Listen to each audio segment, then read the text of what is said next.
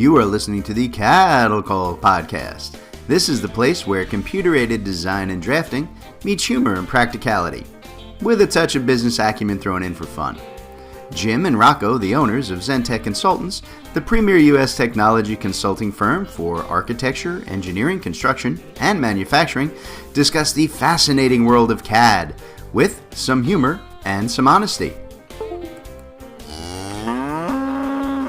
The Cattle Call Podcast. Hello, everybody, and welcome to another episode of the Cattle Call Podcast with Jim and Rocco from Zentech Consultants. I am Jim, your guy for technology stuff, and with me, as always, is my partner. The other guy with the technology stuff, Rocco. Oh, I don't want to know what kind of technology people wind up when you start playing with that. We keep Rocco far away from the technology stuff, which is maybe not smart for me because I just leave him in charge of all the money, and he's really way wealthier than I am, which I don't think is fair, but I let it go because he's an awesome guy, so it's all good. All right. Like you don't need money. Yeah, money's overrated. At least that's what Rocco tells me every week when it's pay time. So, all right. So today, I want to get into talking a little bit about a topic we're going to call understanding the new world of construction software. And what do we mean by that? So, for decades now, construction has been lagging behind their design counterparts, I guess, when it comes to technology use, right? Particularly in the software arena. They do some stuff with the hardware stuff, but in software they've definitely been behind.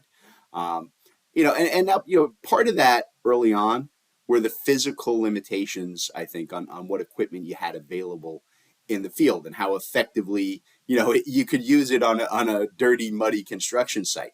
But I think that's been dramatically changing over the last 5 years or so, I'll say.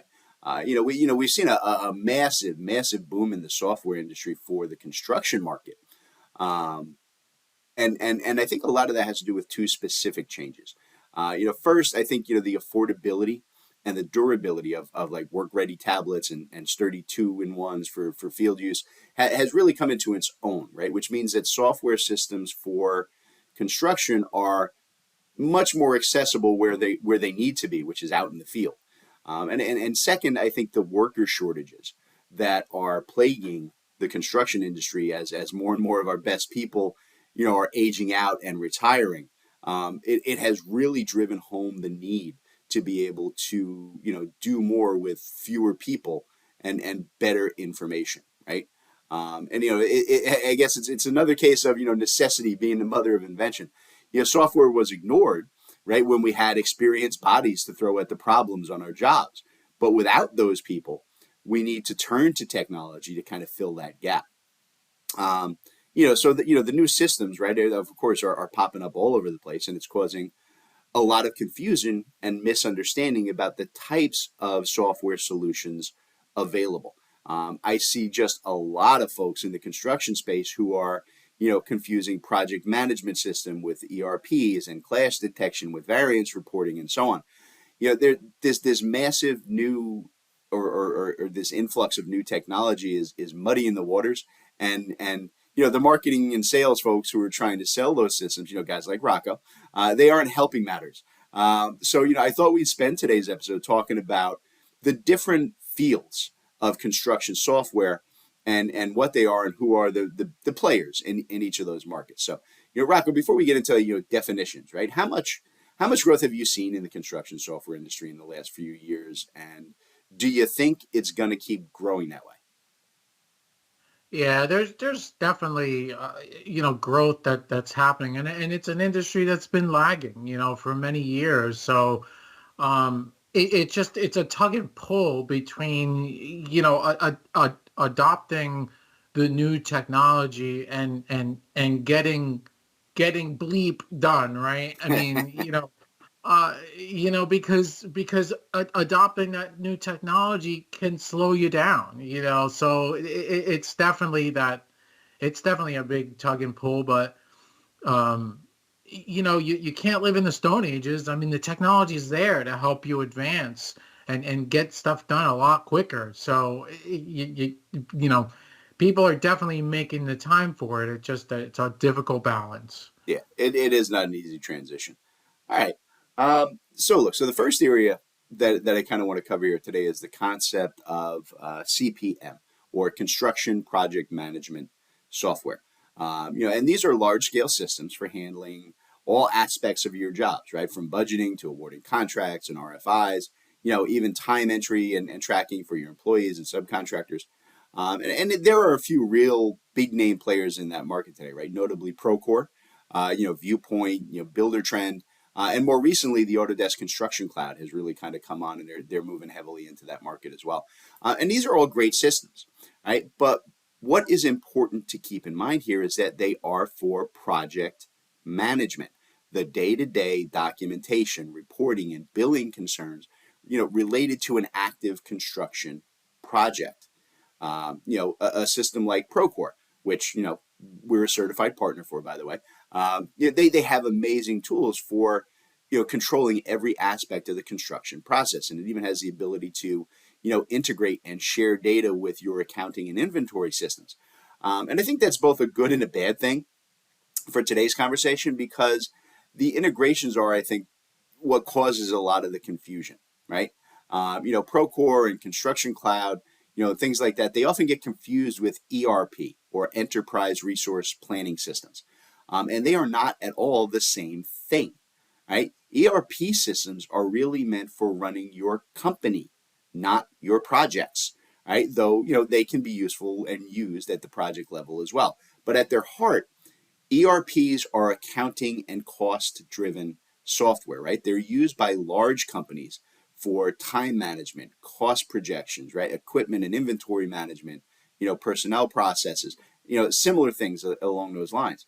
And yeah, they can be adapted somewhat for to use for a CPM process, but not really well, right? Just like a project management system can emulate some of the ERP functions. Again, not very well, but they can do it. When you think about systems that you guys probably have heard of, like Sage and Dynamics and Epicor, right? These are ERP systems, and honestly, they're really not. They shouldn't be used for project management. It's really not their area of expertise, right? Even though the sales and the marketing people will tell you and promise you otherwise. Oh, we do it all. You only one system, our system, and it takes care of everything. Not true. And look, and by the same token, right, going the other way, trying to force your project management system like Procore or the Construction Cloud to handle your accounting processes, right? It's also going to give you terrible results, no matter what the sales folks or their website says. Okay. So Rocco, do you find that a lot of our clients don't understand the difference between, CPM and ERP? Or do you think that sometimes they're just trying to get an all-in-one system to save themselves some cash? Um, we work small all the way up to large firms, and the meat and potatoes of the customers that we work with are more in the medium-sized firms. So I think that they understand it, but they're very skeptical of the larger systems being able to do everything from A to Z, like you say, so there's always there's always big concerns around that. Yeah. Yeah, and it should be. It's something that folks should be aware of, and that's why we're having this conversation today. Um, so look, I think another area where a lot of people get confused by the construction software terminologies, is the difference between a progress tracking system and a field documentation system. These are two completely different processes that really a lot of times just get lumped together. Look, construction progress tracking. This is when you take a laser scan of a construction site and you compare it against the initial design plans, right, to get a rough idea of your percentage complete to date. In other words, right, you can use the scan to tell you that, hey, you've built all the walls and the MEP has been put in up to the second floor, and that accounts for 35% of your construction project and cost. Right? It's great. It's a helpful little thing, but it's just that's what it's giving you. Field documentation processes, on the other hand, right? That's taking the same laser scan data and using it to identify and document what items are installed, right? And you usually do this prior to closing up walls and ceilings and so on. It just lets you know that, hey, yeah, the plumbing's in and this is in and that's in. Um, and I think that because both of these systems are making use of scan data, right, that folks assume the software supporting each process, it's the same thing. And it's really not, right? Systems on the market, like Propeller is out there, right, for progress tracking. And you have, Plan Radar, right, for documenting field installations. They're really solid systems.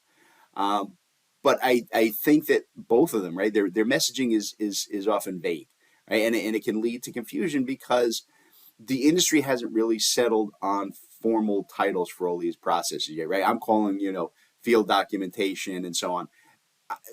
This is just how we talk about them in house. They're not nationally recognized industry standards, right? And we need to get there.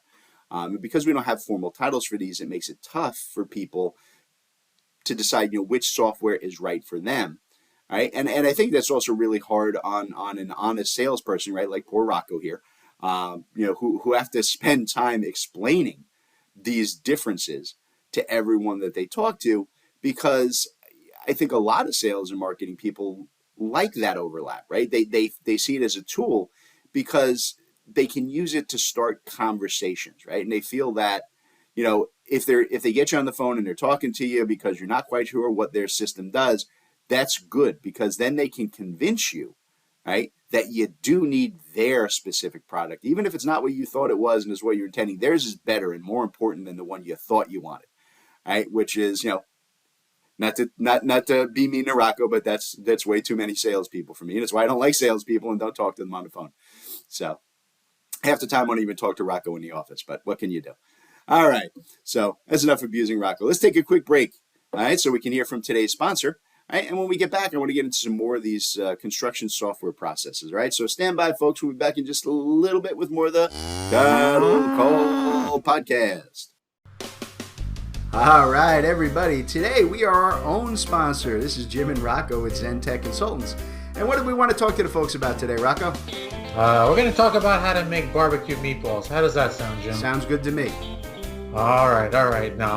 So we're here to talk about our Procore services. We are Procore certified consultants here. So, Jim, what kind of services do we offer? So when it comes to your Procore software, we're here to help you guys with just about everything you need, from getting it set up, configuring it to your needs, importing your client database and your previous contracts, structuring reports, or even just helping you guys on the daily with the the workflow and the things that you have to do on a regular basis in terms of timesheets and really just about anything from, like we said, setup and configuration all the way through advanced training for all of your staff on how to use Procore in the method and the way that works best for your firm. So, Rocco, if folks need a little bit of help with Procore, how do they reach us? Yeah, you can reach us. Hit up our website. We have a new website. It's zentechconsultants.net. That's ZENTEK consultants.net. Or give us a call, 866-824-4459.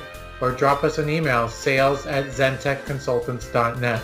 All right, and if you call now, Rocco will tell you how to make meatballs. All right, folks, we'll talk to you later. Hello, everybody, and welcome back to the Cattle Call Podcast. We're talking today about the different types of software and processes, I guess, that are available for construction people out in the market these days, and some of the misunderstandings around them. And in this half, I want to talk about another big cross between two seemingly similar software types and processes.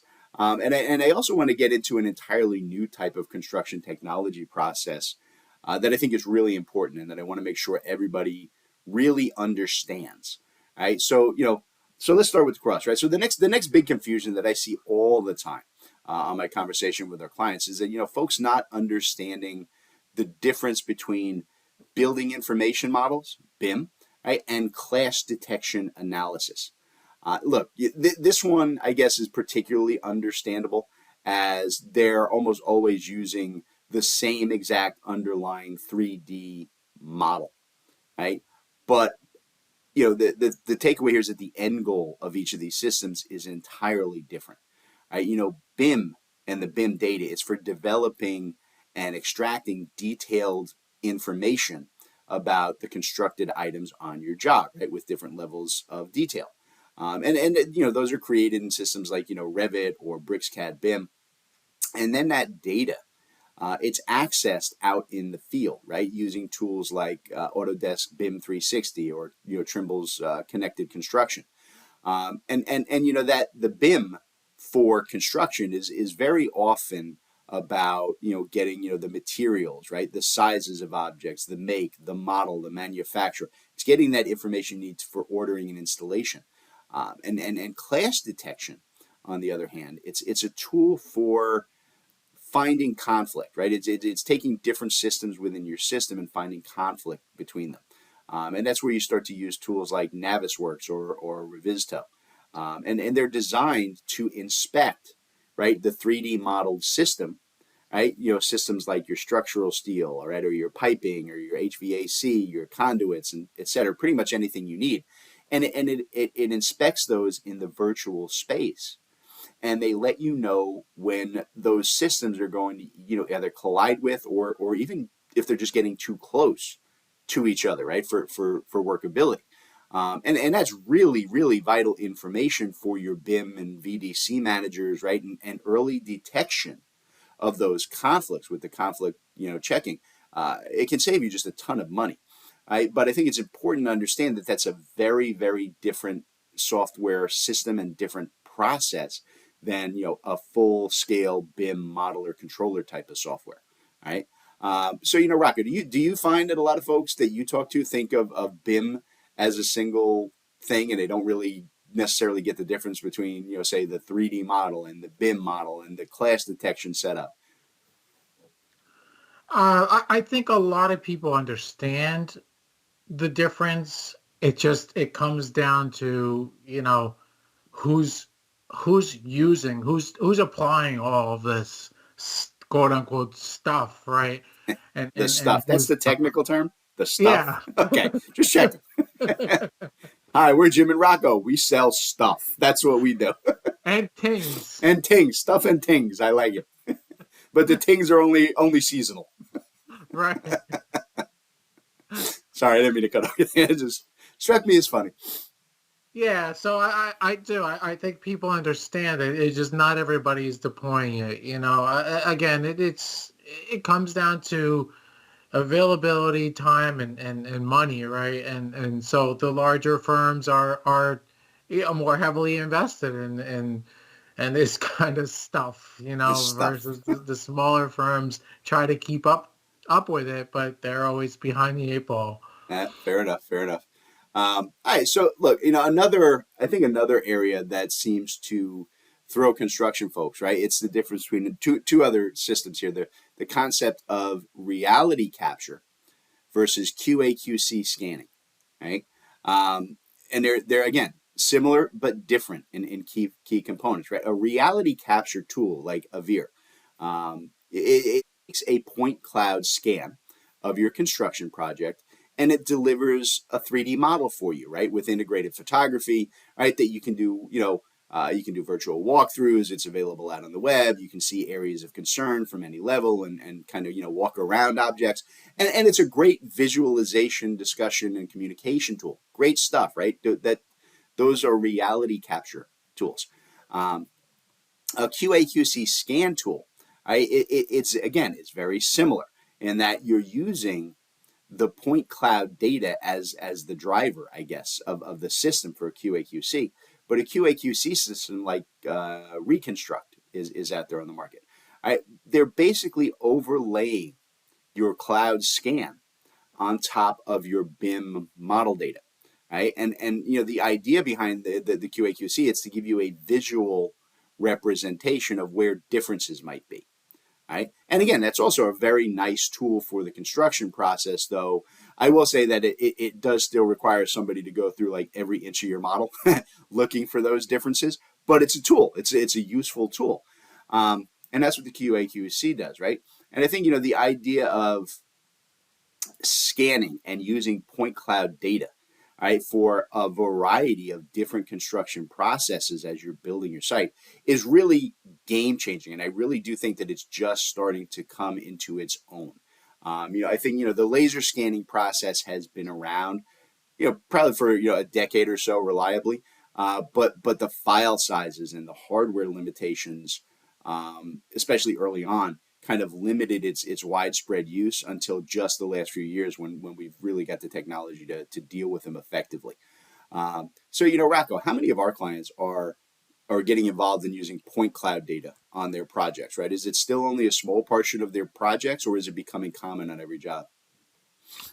Yeah, it's again, it depends on the size of the firm, but it's interesting because you guys who listen to us know that we work with a number of software solutions, and we bring folks on from all over the industry. And when we have one-on-one conversations with them, and we ask them, hey, do you really find that a lot of people are using this kind of technology? Are they really taking advantage of point clouds? The the reality is deflation, right? It's, well, yeah, there are people that use it, but not a lot, and that plays down to what we see in the real world. I don't hear of a lot of people making use of it. A lot of people are interested in it, they follow it, they think it's cool stuff again, but I don't see a ton of people using it. Yeah, it's. I think there's a little bit more, but I think I see a little bit more because it's taken a lot of early adoption, particularly the high capacity laser scanning in the civil world. There's a lot because there's nothing rectangular or straight, and measuring things in the civil space is always a lot harder than it is inside of a building. So a lot of the surveying firms have become at some level involved with point cloud scanning and data. So I see a little bit more of it now. But yeah, absolutely. Within the true construction space, not nearly as many folks as I think really should be using it. Which kind of makes a very nice segue, right? Kind of into the last thing that I really wanted to talk about today.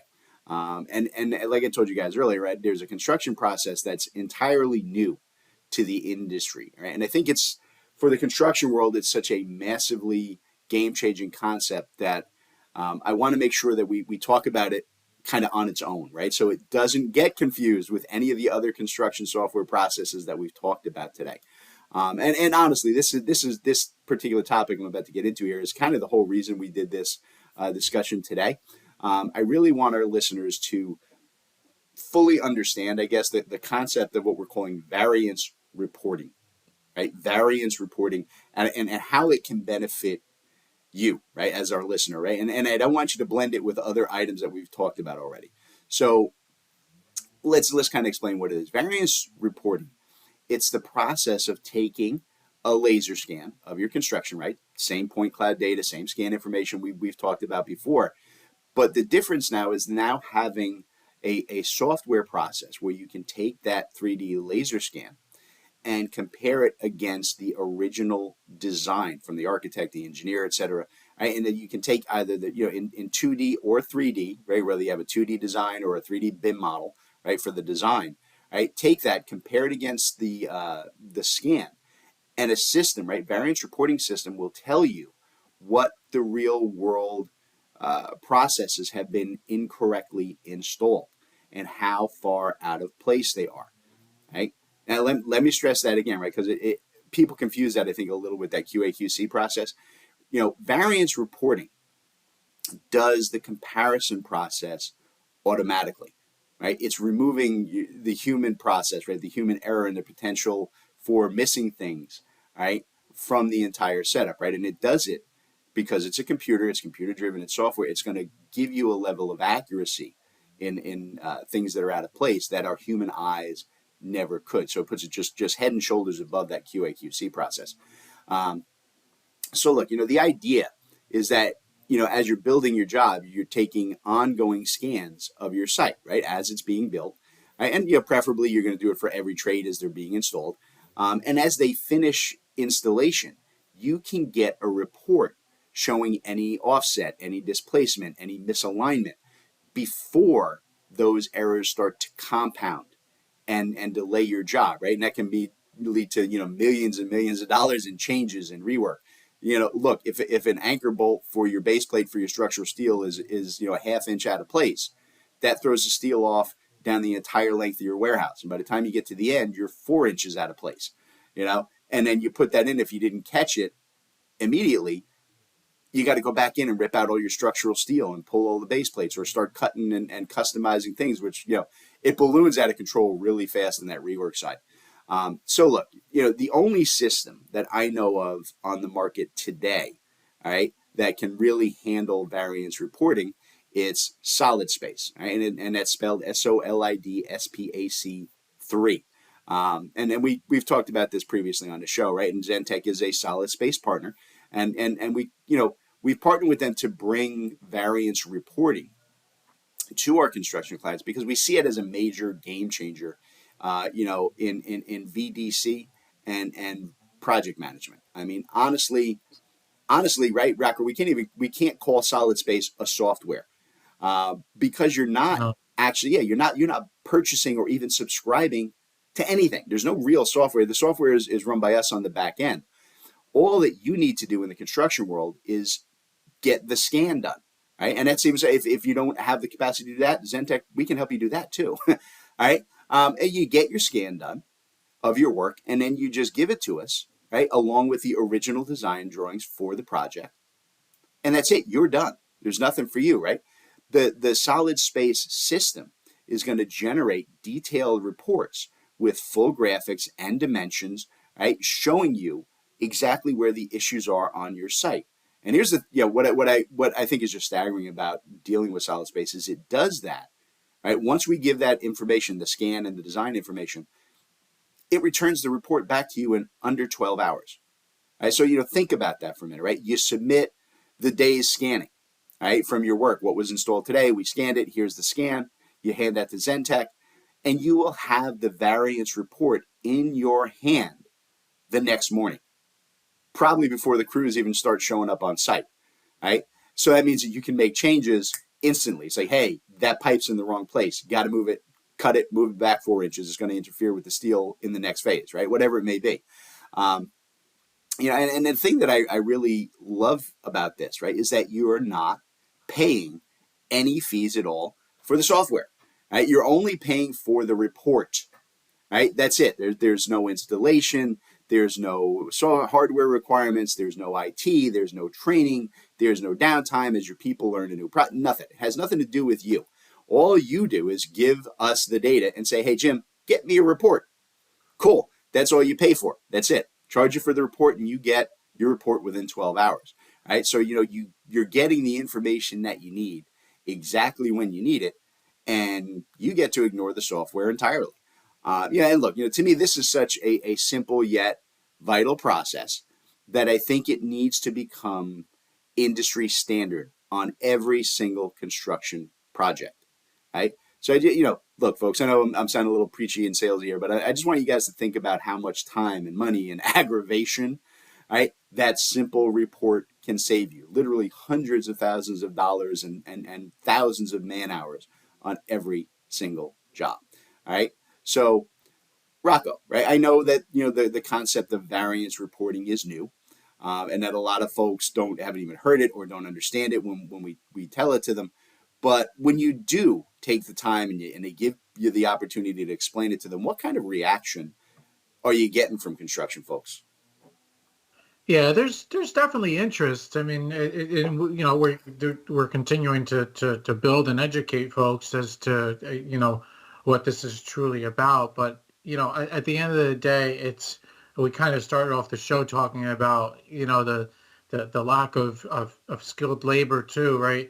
And so companies are looking for ways to be more efficient, more productive, with less, and always cost conscious, right? In light of how expensive materials have gotten. So this is a way to reduce cost and to work with limited resources, and to make sure that things are done right from the very beginning. Right? Nobody wants to do things 2 and 3 times. That's especially in construction. That's time and money. So there's definitely interest. Nice. So that was well said. So I think for a change, for once, I'm going to let Rocco actually have the last word on today's show. So there you go, Rocco. See, you say I never give you the last word. Say goodbye to nice people, Rocco. Goodbye, people. This is the last word. Except for we will catch you next time on the Cattle Call Podcast.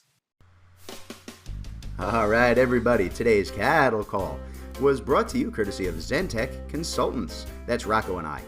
Zentech Consultants works with design and manufacturing firms to help our clients purchase and implement the software that they need in these complex industries. We provide a single point of contact for clients to buy, develop, and learn the most vital software systems for your specific needs. Zentech strives to be your trusted technology partner from your initial needs all the way through long-term support and training for your entire staff. So Rocco, why don't you tell them how to reach out to Zentech? All right, yeah, you can reach out to us through zentechconsultants.net. You can email us at sales@zentechconsultants.net, or you can even call us 866-824-4459. Excellent. We look forward to hearing from y'all.